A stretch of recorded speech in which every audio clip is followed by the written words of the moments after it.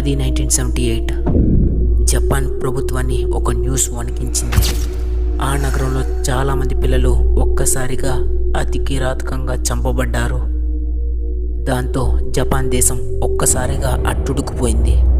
అసలేం జరిగిందని ఆరా తీయగా తెలిసిందేంటంటే, ఒక మహిళ అత్యంత కిరాతకంగా పిల్లల నోటి దగ్గర నుంచి చెవుల వరకు కత్తెరతో కత్తిరించి చంపేస్తుందని.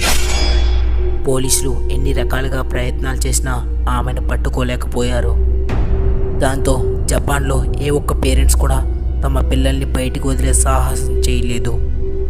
ప్రతి ఒక్కరి గుండెల్లో గుబురు కలిగించిన ఆమె పేరు కుచిసకి ఓనా.